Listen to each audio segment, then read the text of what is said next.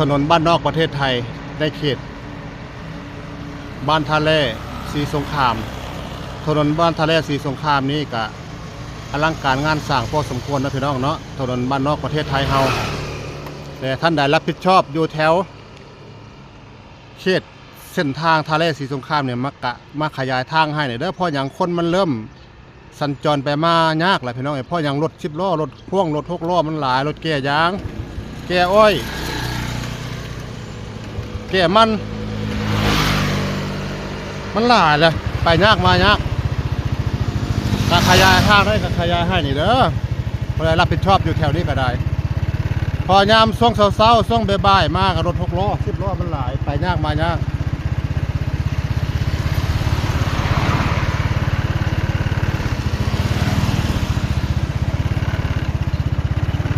สาเหตุที่มันยากคือพวกมอเตอร์ไซค์รถ3 ล้อ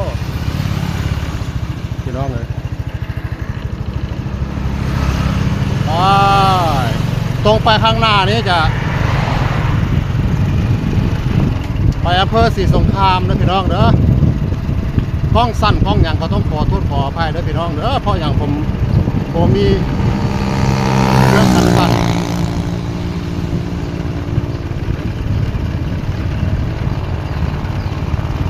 ท่าแร่ศรีสงคราม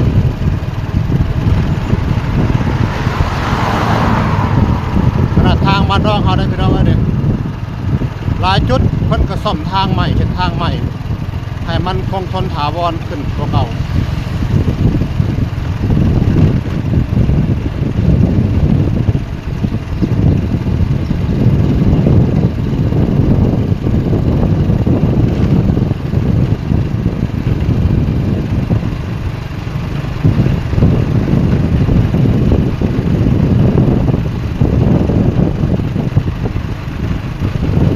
เสาไฟพี่น้องเลย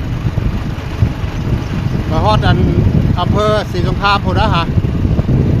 เลาะเรียบโขงพูดได้พี่น้องเอ้ยลักไฟนี่ก็ได้เลาะเรียบโขงเลยนะ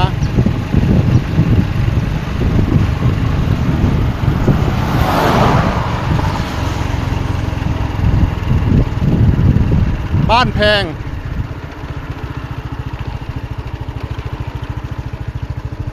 84 กิโลพอได้พี่น้องเอ้ยอำเภอศรีสงคราม48ผมก็ยังบ่เคยไปดอกพี่น้องเอ้ยอยู่อำเภอบ้านแพงเนี่ยยังบ่เคยไป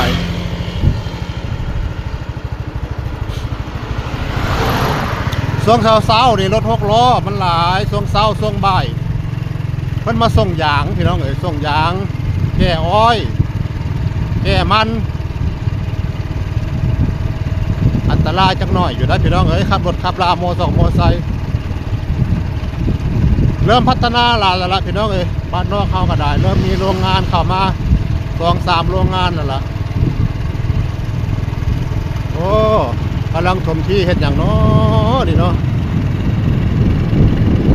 สร้างโรงงานอย่างเนาะเบิดบ่ได้น้อยพี่น้องเนี่ยผมเว้านี่ถมที่นี่ก็ได้นี่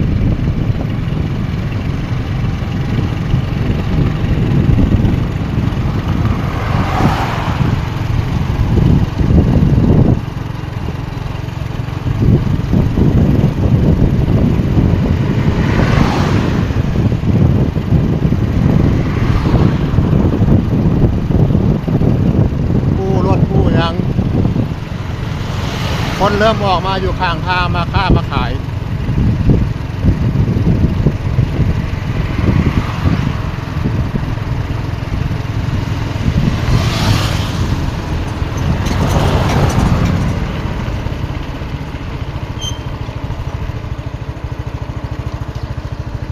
บ้านป่าพนาวัน